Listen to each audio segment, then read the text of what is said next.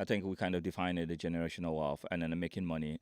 And what do you think about like that distinction in the first place? It starts with me, it starts with an infrastructure because I think that in order to become wealthy, you have to be stable at first. Stable in financially in what you have, stable in education, stable within a community. So the generational wealth for me, it's you have to take steps. I love to think about generational wealth through the lens of mindset. And I think once you have that mindset of wealth, it's just a lot of things just builds and go with it. And because you have the power, you can make the decision that you need to make at the moment that is best for you and for your community rather than having to make compromises. Welcome to the Bicultural Edge, the podcast by and for the bicultural, the African diaspora, and friends. In each episode, we'll be exploring the many ways how our culture, our lived experience, but most importantly, our identity help us and then shape how we navigate different worlds. Welcome to the Bicultural Edge. My name is Kemo Camara. I'm the founder for Omek. If you don't know anything about Omek, I'll tell you later. But right now, we're having a conversation about generational wealth building. We have two very well-versed people who've been on this journey and then figuring out. So we'd love to hear their experience, their perspective on this space. So on my on left side, on that side over there, is one of the Omek OG, my brother, my friend, but Claude Fidelin. And next to me here, this is my my newly found sister, Linda Nooitmeer. All right, are you ready? Yes. Let's get into it. Let's get started. So for this podcast, every time we start a conversation, because knowing Omek is all like we use a bicultural identity as a foundation of everything that we do on the journey that we on, what we're trying to impact, what we're trying to. The reason we do that because there's this one thing that we always say at home: if you don't know who you are, people will always tend to tell you who you're supposed to be. How can you make an impact? How can you lead people? How can you create a change if you don't even know who you are, right? So that's why using this idea for bicultural identity, it kind of allow you to do this work, understand who you are, where you come from. So I want to start the first question around that, like to set the stage, understand by introducing yourself if you want to talk about your bicultural identity, but I want to hear where you come from, where have you been on that journey, and how does that inform your day-to-day life today? Claude, do you want to go first? Sure. So I was born in France, outside of Paris, and both my parents were born in the French Caribbean, Martinique. So I am a hybrid of France and the Caribbean. And for me, I never felt like I was fitting in France. So as soon as I could, when I was 18 or 20 maybe, I traveled. So I lived first in London, I live in New York, in Sweden, in Spain. And one thing I realized a little bit looking back is I think I was just trying to find myself and find a place where I was fitting because I was not sure what I was. In France, I was not French, but in Martinique, I was also not from the Caribbean. So it's a little bit of a limbo. So I'm like, hey, let's try a different country and let's keep trying countries until I figure it out. And I think traveling the different countries helped me find myself, find my voice, find my positioning, and now I'm comfortable whichever country I live in. That's amazing. And yeah, we dive more into that in a bit. But thanks for sharing that. I love the journey. Like I'm gonna go figure it out because here I don't. In France, that's where you're born and raised, and then you like don't feel you're from there. But at the Caribbean, you have that heritage passed down to you. At the same time, you're like, well, I'm not from there, and then I'm gonna go, and then that journey led you to like who you are today and what are you doing today. And Linda, how about you? What was your story? I was born in Suriname, and I left Suriname with my parents when I was 16. Not really voluntary because we had to leave because of the work of my father. But now I've been living in the Netherlands longer than I've lived in Suriname for now 36 years. So you can know how old I am. And I think the feeling of belonging, I was raised with a lot of awareness of who I am, focusing on being a black girl at the time. But still living in the Netherlands, I also had to find a way for how can you be the person you know you are in an environment that doesn't always allow you to be who you are. So I had that journey also. And where do I stand now? I think I'm now comfortable in who I am, but it took a while. Yeah, that's the journey. That's the journey. I think one of the episode actually we're like really diving more into the concept of bicultural identity and what does that look like, and then we talk about bicultural identity being in this journey. This is a lifelong journey. It never stops. And for me, I say like the day you figure out, you do all this hard work. The day you figure out exactly who you are, that's the day you die.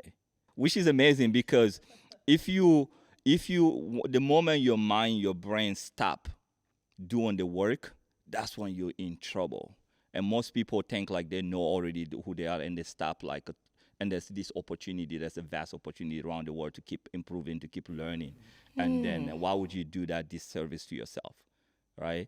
And so that on that journey, I think both of you like a bit touched on that, and then we want to connect that what that journey has taught you and who you become today, and how is that informing what you're doing and the impact, the legacy, and the contribution that you want to do in the society. And so our conversation, especially being around the generational wealth building, can we actually define what does that mean for you when you hear generational wealth?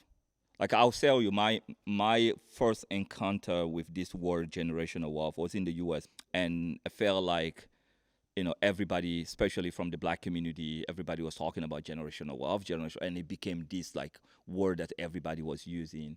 And for me, it created this caution to like, are we saying this as a reaction to like everything that's happening, like, or is it there's a need, I understand. So that was my initial introduction to the concept, and then now it's become like something like everybody talk about in the community. What does that mean for you personally, and what was your yeah your interaction with this word initially? Well, for me, generational wealth, because you're right, it's something like a buzzword nowadays, and I think that if I look at my own background from my mother's side, coming from a family who bought the plantation from the plantation owner in 1867, and it took them 13 years to pay it off. They made an installment. I think, and I think that the example of, because they wanted to make sure that their descendants would never become homeless again. And the plantation is still there. I can go to Suriname and then say, I'm Linda from Marie. My mother died 1.5 years ago, so she's not there. But I say my name and they know, oh yeah, she's one of our nieces, and go and pick a piece because it's very big. And I think that in those days, that was the starting of generational wealth. And it starts with me, it starts with an infrastructure, because I think that in order to become wealthy, you have to be stable at first. Stable in financially in what you have, stable in education, stable within a community. So the generational wealth for me, it's you have to take steps. And it's for me, it's an infrastructure in which you are able to make the choices you want based on the needs you have at that time. And as a black community, because I love to talk my black community, as a black community or black leaders, having the means to make interventions when you think that they are necessary. Even if it's socially, economically, that is building that structure. So it's not about everybody having $1 million, because we have seen that even if we have black persons who are rich, they still don't. Sometimes they don't have the means to put their environment as they want.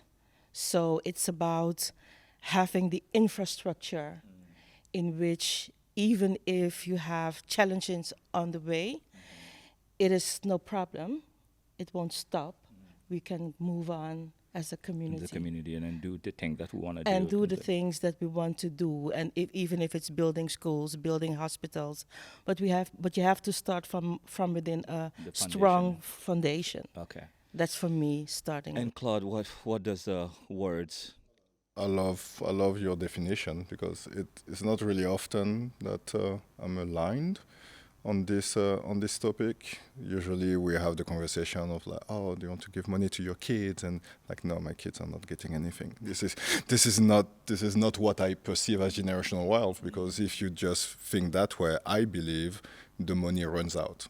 You see the majority of the time, doesn't matter how wealthy you are, by the grandchildren, by that time, they would have wasted all the money. It would be gone. So for me, passing the money from one is, I know it's confusing because it's called generational wealth, but I much prefer that idea of that infrastructure. And for me, wealth and money is just one pillar in the whole infrastructure of power. And I think in general, it's power that enable you to make the right decision for you at the right time. So yeah, money is one pillar, which helps for the other pillars, but it's not enough. And we know we need the community, you need the political power, you need a lot of different forms of power. But I love to think about generational wealth through the lens of mindset. And I think once you have that mindset of wealth, it's just a lot of things just builds and go with it. And because you have the power, you can make the decision that you need to make at the moment that is best for you and for your community, rather than having to make compromises because you just don't have the option anymore. Yeah. This is why I want us to start a conversation here, because a lot of the time everybody uses this term, but like not everybody is like thinking about it the same way. And I think that reflects in what you said earlier, is like a lot of the time you don't agree with people on that definition. And I love it, like the definition for you is about the infrastructure you're saying, like having the foundation is about community. So this goes beyond, just your family, you passing down to your kids. Like you won't believe it, like a lot of the time you build a wealth like of financial means your whole life, and then you pass it to your family, and then one of the kids is just like 3 months and is gone. Like then that's not, and so like if you have a infrastructure that's beyond your family, that's a community, and then it's like that's a legacy. So I think it's nice to start the conversation from there.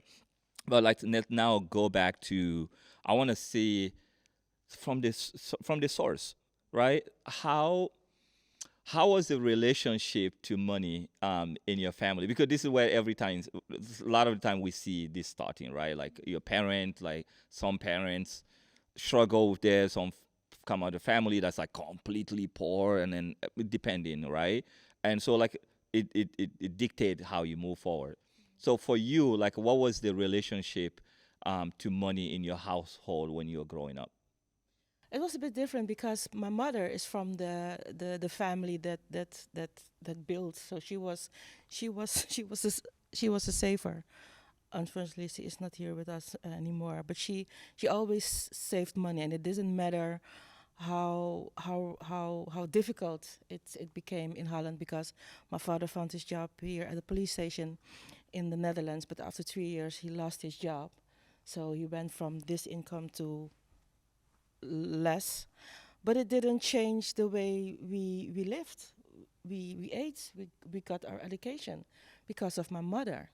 So I think that, and my father was more like, he was the visionary, so like we have to do things, but doing the things, that was my mother.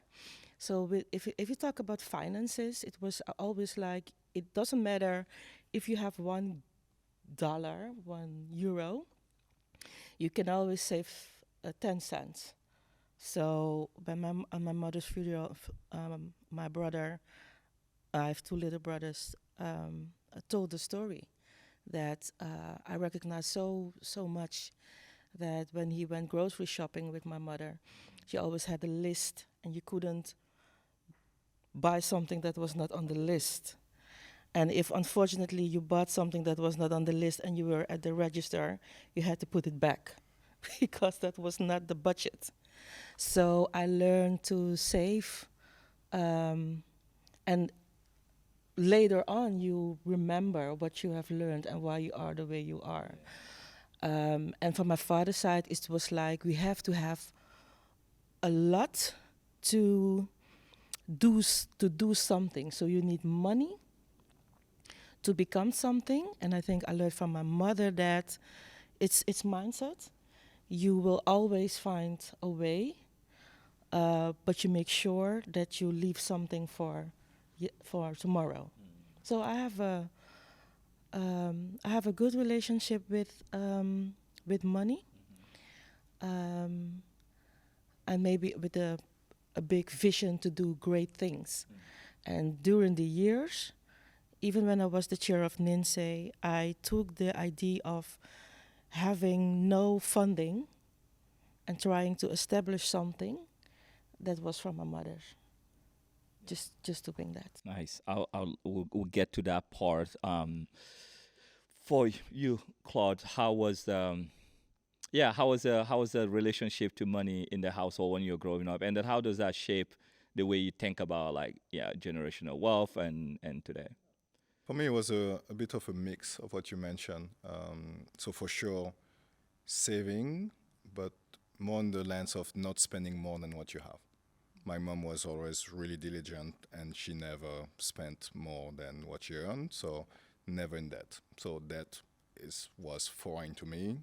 We don't do that in our family, and that's something that stuck with me because I'm like, no, debt except for my studies, we don't. How did they feel with that mindset to move into the US where it's like you have to be in debt? It was But that time it was already in my head. I was just like, what you took? Why? But you don't have the money. Why do I need that credit card? Yeah, exactly. What are you doing? So in the credit card, I took it, but then I cut it pretty quickly because I'm like, nah, this is not going to work. So that aspect I thought was great. The other aspect was an aspect of scarcity coming from the place of scarcity. One thing I would hear a lot is money doesn't grow on trees. And yeah, that part bothered me, even from a young kid. Like, doesn't grow on tree. Okay, yeah, maybe I get that. It's like, oh, you think you can do that, but then you need someone to clean your house later. I'm like, well, let's work on that. So I was not really good at hearing no, and it's not possible. So that's, and I'm not a rebel. You know me. I am not a rebel whatsoever. There's not an ounce of rebellion in me. But that part, somehow, I refused. I refused to let anyone else tell me to what extent, how far I can go with money. But it did have an impact. My ambitions were low. And they were not my real ambition. Because I don't think there's a matter of low or high ambitions, but the ambitions were more a result of my environment, a result of what I heard growing up, rather than what I really, really wanted to achieve. So what was the thing then? Tell me a bit about that ambition. How did that ambition, or how in your mind, the fact that you're like, the money doesn't grow on tree naturally, even at a young age, you didn't know why because you don't have any concept how to make money, but somehow something about that mindset didn't align. And how did that inform the ambition that you had and the environment that you were in? How does the two inform the ambition? Can you talk a bit about that? There was an underlying thing with American movies, American TV series, and things like this that gave me an idea of like, ooh, I like The Shiny, I like those stuff. I always wanted to study in the US because I love the prom idea and I love the fraternities and all those type of stuff. So that part was exciting, but also went from a very working class neighborhood in France where I grew up and went to study up to high school to my first university was in the wealthiest part of Paris. whew, different mindset. And even though I didn't connect with a whole bunch of people because there was a big gap, just connecting with a few people, yeah, it did the trick. It did show like, oh, money grows on tree. Oh, you want money, Claude? Come with us. We're doing Roland Garros and we're going to do this job. And like, but what's the job? Yeah, you stand up and you get leaflet. I'm like, oh, and you get paid more than many of my friends' parents to doing that. So that helped me, but that was also very lucky in some ways. Okay. And Linda, I'll come back to you. There's sometimes a difference between making money and building wealth. I think we kind of define it the generational wealth and then making money. And what do you think about like that distinction in the first place? And then how does that like manifest in what do you do and then what do you think about like building wealth? When I was 25, I learned that it was possible to buy a house Mm. in Holland. I didn't know that. My boyfriend at the time and I, we said we would gonna save 100,000 guilders. It was at a time, so that we could have a down payment for a house. But then I was working at a big consultancy firm, and then I learned that you can go with your paycheck and then you can get a house. And somebody said, "Oh, but you can have a house for 500,000." Okay. So we did that when I was 25. I bought my first house in the Netherlands, and then the value of the house it goes up.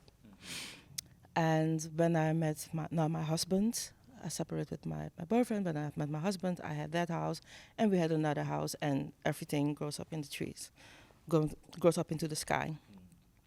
But then we had the economic crisis. And then the idea, because you just work and then you have a property and it becomes value, and that's that. You have to do nothing else. That was my idea. But during the economic crisis, I learned the hard way the other side. And that the value you think you have without doing much, without really saving, like I can last for a year or whatever, that was gone. So I think that lesson for me in 2014 was that making money is okay, but to become really wealthy, you have to have more. You have to have more than that, because after that, for me, um, I just had to start over again. Before we go any further, let me tell you a bit what Omek is all about. Omek is a community-based career and professional development platform that connects bicultural talent with global organization and brands, but also with meaningful resources and opportunity. But most importantly, what we do is to connect you with a global bicultural support group. Here's my call to action for you. Go right away on the website and register and to join our digital hub, our digital platform for free, where you will have the opportunity to meet and connect and engage with the global community of other bicultural, and also be able to participate in workshop, meet new people, and find job. Together is the only way forward. And all of the big paychecks I have had before weren't enough because of the crisis and everything that happened to make sure that I would last 3, 4, 5, 6 more years. So then I started again with the real mindset of really, like my mother taught me, to really make sure that the money you have is substantial, that you can invest and this and that. But also, what I also learned is that I can start over again, and that you also don't always need money to come forward. So wealth is really thinking 4, 5, 6 years ahead for building. And just the paycheck, the big paycheck, it doesn't matter how big it is, isn't a guarantee. For me, was that the lesson. I don't know if you understand. Yeah, no, I do. And then I think getting that lesson and learning that lesson from the hard way, right? Because, wow, great. You bought a house, now you have two houses, Yeah. and then the value keeps on skyrocketing. Yeah. And life is great. Like, I mean, this is so easy. Who said the tree, money don't grow on the tree? I mean, Yeah, obviously, exactly. there's not even tree here. Like, I have No, a house it's- I live in, and then, like, this is even better than the tree. Yeah. And Yeah. then the financial crisis happened. And then then- you're like, wait a minute, how did the tree disappear like overnight? What Exactly. happened to my tree? Yeah. And so you learn from the hard way. And I know like in your profession, you work in finance, so you Yeah. have like this background and understand how to manage money for other people and all that stuff. So you've been at the intersection of finance, but also working in NiNsee, this institution that's a focus on in like a slavery and then all that concept. Maybe you can explain for the listener what NiNsee, Amy, and then what was the role there. But those two coming together, right? And now inform a lot how you even think about the community, the wealth. I think that's why you kind of define like what generational wealth mean to you, Yeah. having this infrastructure so you can benefit the community. Can you talk about a bit how did that transition happen, being at the intersection of these two spaces, and then how did that inform today the work that the bigger vision that you have in terms of like the generational wealth build? Oh, there are lots of questions. Well, NiNsee is a Dutch Institute on Slavery and its Heritage, and one of the main focuses of NiNsee was making sure that there is a commemoration, making sure that there is a lot of knowledge about the impact of slavery, and then we had apologies, etc., etc., etc. But in the process of getting the apologies and looking at the state of our community and my own personal lessons, it's this. I thought it's the same, because, and that's why I refer to, if you have a stable community and something happens, then we don't have to go back 10 steps. Because when it happened to me, being in finance, there was no place to go. It just, my family helped, but there was no place to go. And as NiNsee, I got the idea of that we are responsible for each other. We all call ourselves brothers and sisters within the community. We have the responsibility. So being the chair of NiNsee for 8 years, having part in the apologies, that was what is the next step? And I've always said the next step is making sure that the social economic position of people of African descent in Holland, the Dutch Caribbean and Suriname is good. So what do we need? And I think that's when it comes together. Generational wealth for the Black community, I will say it like this, people of African descent, but the Black community, I think it means, first you have to have the institute, and you have to have the advocate for that social economic power. If it is doing sousou or cost money like our ancestor did, to have that fund, making use of all the capabilities that we all have. You're a community builder, you're a finance man, she's on production, etc., etc. But how can we work at building that house? And I don't know if I'm making that clear like that. So the idea of it's not just about the great commemoration, but how do we really impact the lives of our brothers and sisters? For me, that is something that has come up in those 8 years, and that is the one thing I'm doing right now. Even I've always said, what if we are only successful if the most poor brother or sister of us has been helped, dealt with, has been supported. It's good to have museums, it's good to have statues and everything. But we as leaders, our responsibility is making sure that nobody's left behind. So that's why we need the structure. That's how we need that power. Why we need power, so we can do the things we need to do.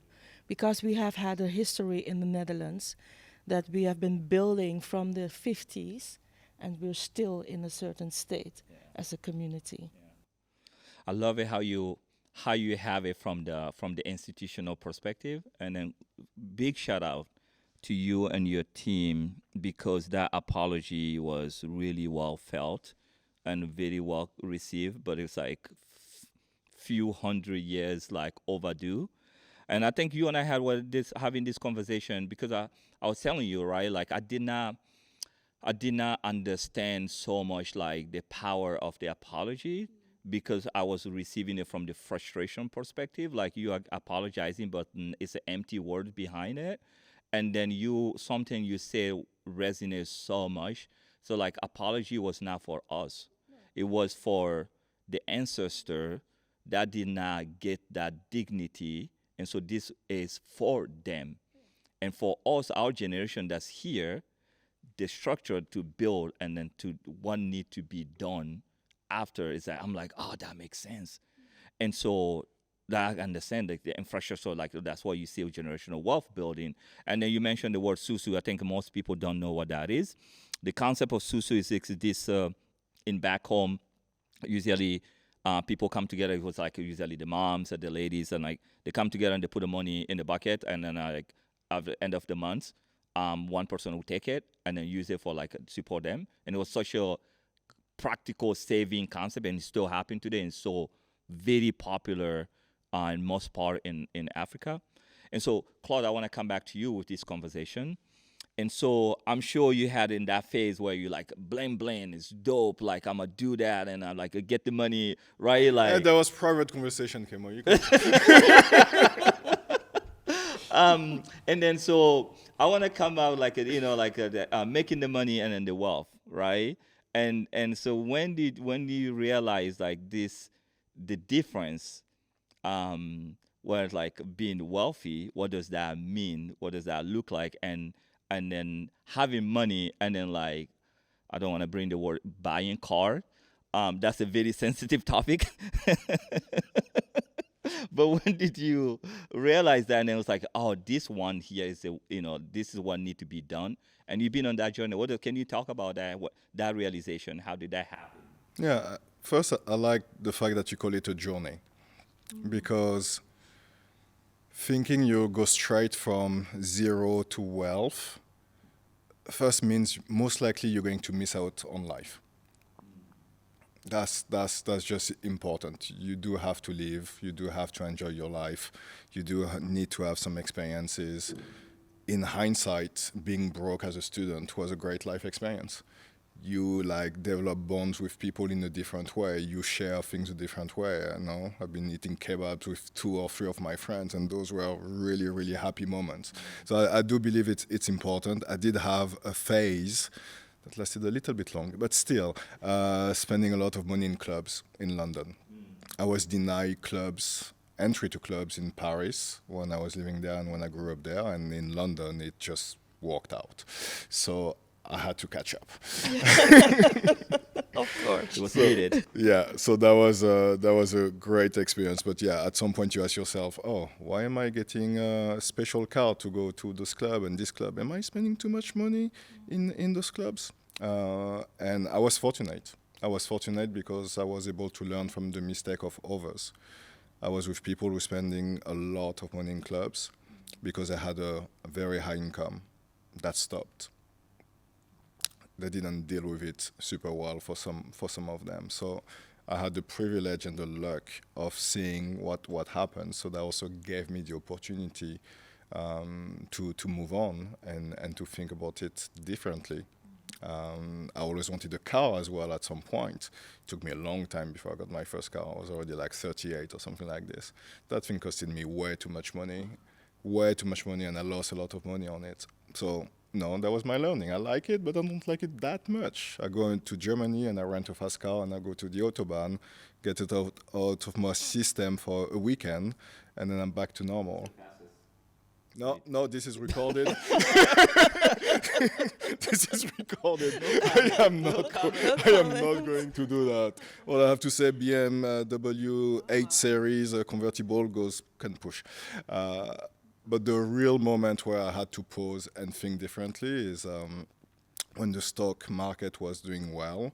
The money I made on the stock market was higher than my salary. I remember calling you and I having this conversation. You're like, dude, this is the first time I made more money from my investment than my salary. Yeah. I'm like, I have no idea what you're talking about.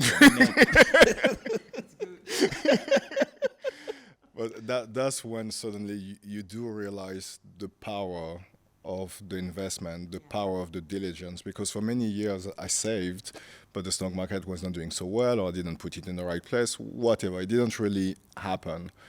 But gosh, the moment it happened, then I really thought, oh wow, okay, we're onto something. And then we're able to talk with my wife and like refine our strategy, align on how much money we wanted to put aside to invest, and then do just more things with that. And then now, closer to now, we started realizing also our ability to invest in Black-owned companies or start investing in Black-owned companies, and just, contributing.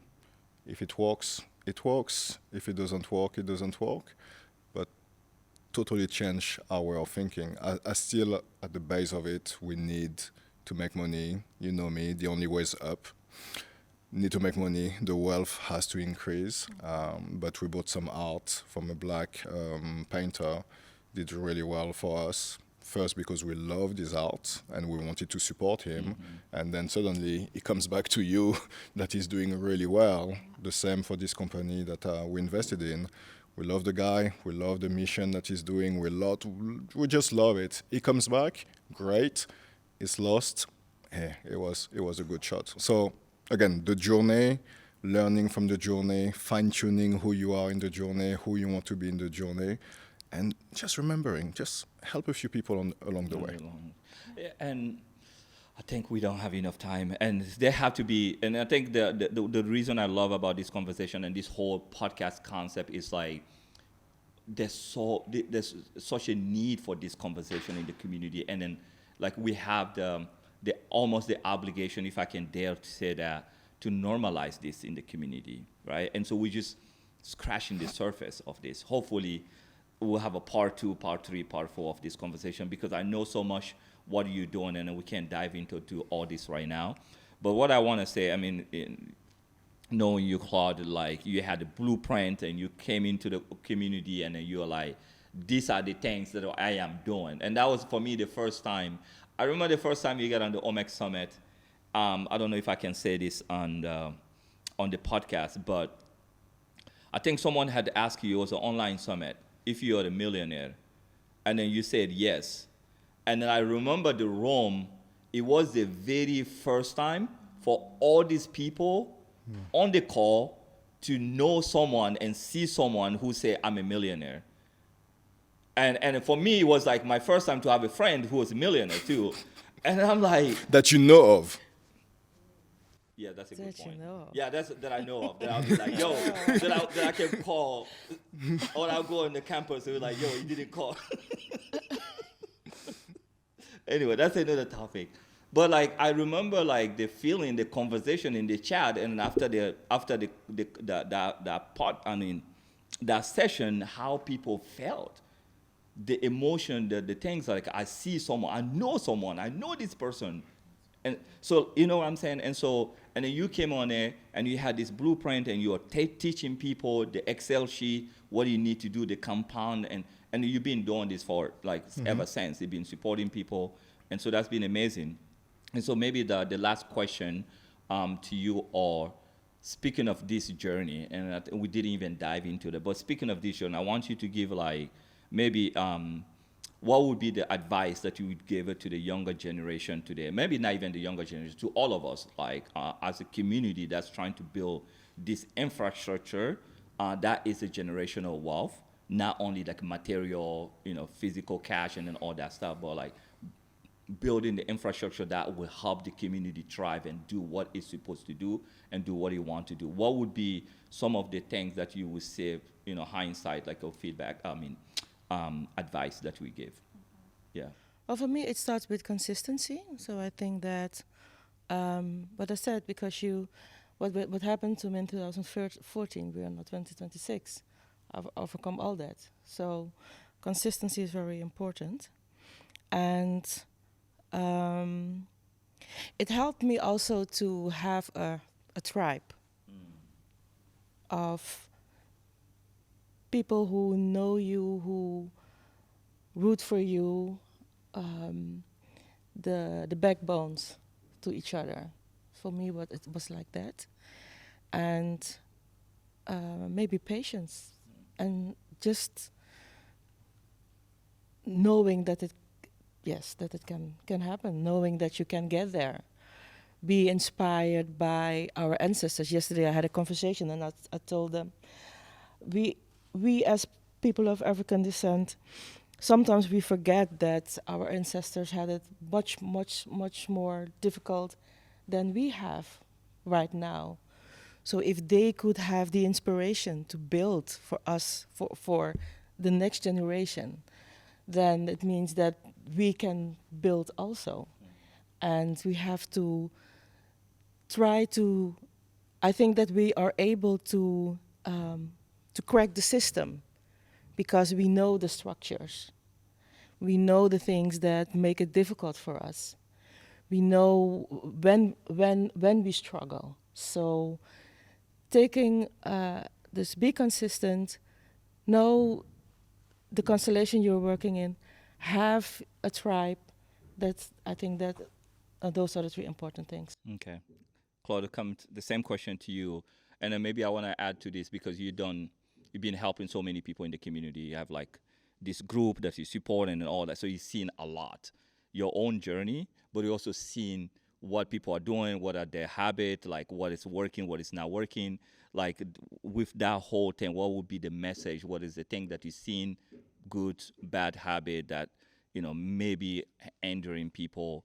Like what would be your feedback with all this? Yeah, I would say first, pace yourself. Find the right timing, and to not only wait for the right timing, but also create it for yourself. So what's your environment? What are the foundations? Very often, your partner is essential, essential in building any form of wealth for you. So any form of anything. Yeah, that's true. So that's a very important consideration, and it doesn't only have to be a romantic partner. Is whoever is within your entourage. That's super important, and also be candid and honest with yourself of what are your goals. And some goals mean you will have to let go of some habits or some people, regardless of how much you love them. So then you have to ask the question, hey, how much I want that goal, how much I want to invest in me, how much. It's difficult. That's why I really relate a lot of it to mindset. We all know what to do. It's the same, going to the gym, building, dieting. We all know what to do. That's not the problem. The problem is how consistent can you be, how much do you want it to be, and how much effort you're going to put into it. Because right now, many people want a lot without doing the work that it takes. You have to do the work that need to be done, and that's a lot. And that's why it's a journey. It's not a lonely journey. So it's like you were saying, it's nice to have that partner. It could be a romantic partner. Sometimes romantic partner, my God, when they put you at your place, you're like, God. And it hurts when they're always right. And they're like, Yeah. But anyway, and then surround yourself with the right people, the right tribe, the right community, and they're like, stay away from the wrong people. And you know what to do. It's like diet, right? Should not eat that thing that really want to eat. So on that note, I think there should be part 2, part 3, but we're just scratching the surface because we haven't even like delve into like what the things that need to be done and how does that, like we're giving the advice, but like how do you do that? What are you doing? How did you do that? And all that stuff. But that's maybe that's a part two. Looking at the team in the back there. This podcast is definitely coming back. But thank you so very much. I really enjoyed this conversation, and I hope people can benefit from it. And then I'm grateful for the work you are doing for the community, in the community, and by the community. The only way is Up. Up. Thank you. Thank you. Thank you. Thanks, Linda. Thank you, Right. Claude. There you go.